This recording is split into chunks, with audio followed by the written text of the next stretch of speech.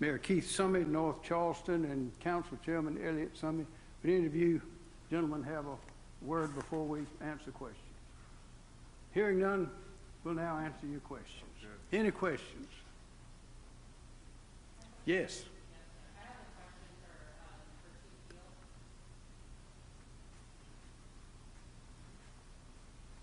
Yes, ma'am. You noted in your remarks that 50% of South Carolina law enforcement is reporting those numbers to the FBI. Is that correct? That's correct. That was last year. So what is happening with that other 50%?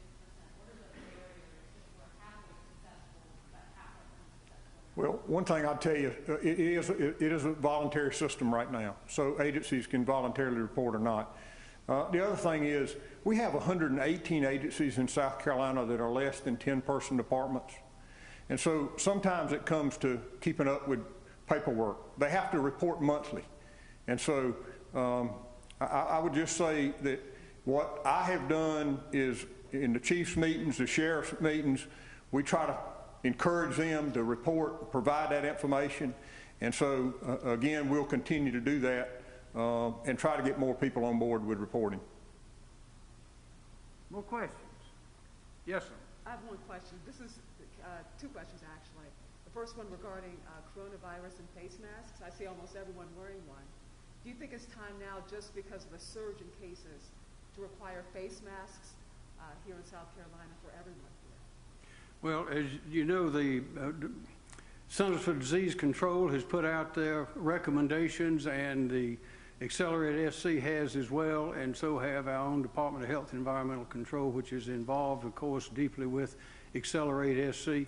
We're not requiring that at this time, but we have been urging from the very beginning the need for those is more apparent now as we know now that it's the senior population that is at risk, while it is the younger population that seems to have the virus in greater proportions than we thought before.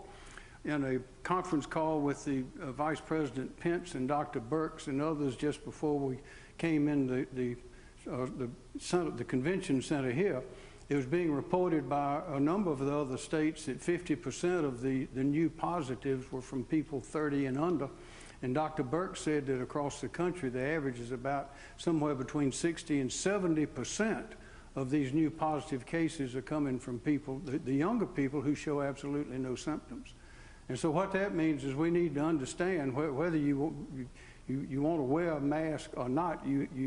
If you're going in the presence of some older people who, of course, are the ones that are getting the most sick and mostly in the hospitals, mostly on the respirators and mostly dying, if you are a younger person and you're in the presence of some older people, you need to be wearing that mask. They need to be wearing a mask. Stay away if possible. We're going to have a real challenge on our hands when the schools open up and all the children are going home to parents and grandparents. So it is time to take this very, very seriously. And we've said that from the beginning, and there's very little other than that we can do. Did you have another question? Well, you know, you mentioned the Vice President, you mentioned Dr. Birx. This whole thing with President Trump mentioning on Saturday that he asked his staff to slow down testing. What is your response to that? They were discussing that. I'm not sure what exactly they meant by that, but of course they're not doing that. He did not instruct them to do that. That was at the speech at the rally, I think. Yes. Any more questions? I do. Governor, there was an article released by the state newspaper that basically stated that you reopened the state a week before DHEC's recommendations. Do you stand by the state's timeline of reopening? I stand by it 100%, because everything that we did was in deep consultation with DHEC, with the experience in other states, and with the advice and recommendations and input from Accelerate SC and those people who are involved in those businesses, in those places, in those activities. I think we've chosen a very smart way to do it. As I say, we use the old carpenter's rule, which is measure twice and cut once. Everything we did was very deliberate. But again, at this phase now, there are constitutional limitations on what you can make people do and what you cannot make them do. Very serious U.S. constitutional limitations. And also there's the practical matter. We've got to get back to work. We can't stay shut down forever. And if you look at those states, some that have been shut down, they've shut everything down across the board and are just starting to open them up.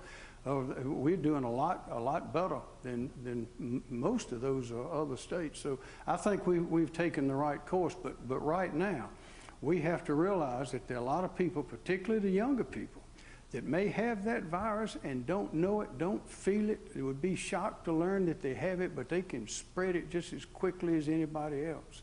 And so now is the time to understand that we're in danger. Things are opening up. They must open up. Schools will be coming in. They have to come back in. But particularly the older people, 60, 65, 70 and on up, we have to be very, very careful the way we interact and communicate with those people.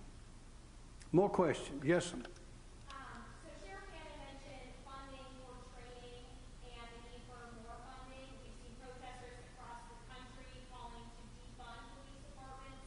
So what's your take on that? Well, defunding the police department is not a good idea, because if you've ever needed to call the police, you're mighty happy when you can get them and get them there to take care of the situation. Now that's going in the wrong direction.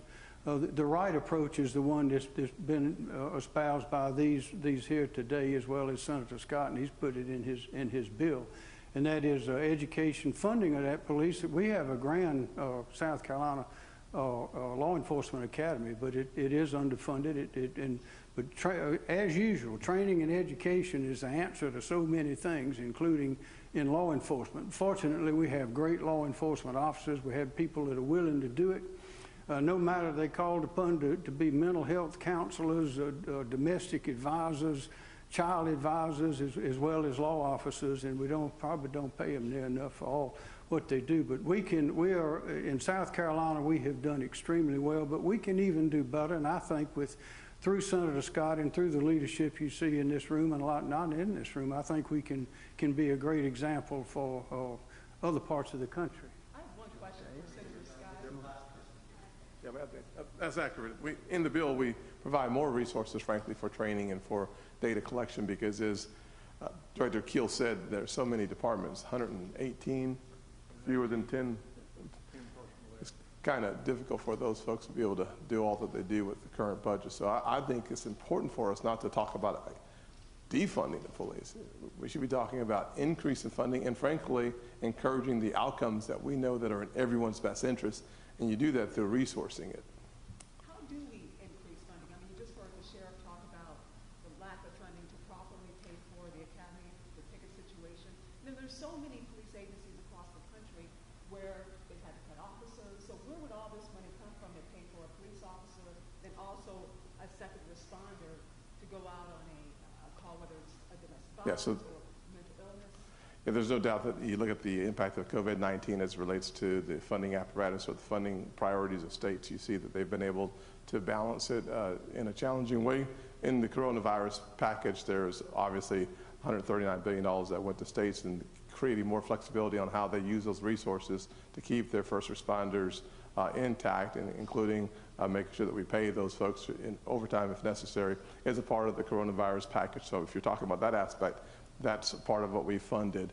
Second part of it is, in our legislation, there's probably $2.6 billion for additional resources so that we can target and then tackle some of the issues around training and outcomes that we believe are in fact in the best interest of the country. So we do provide more resources.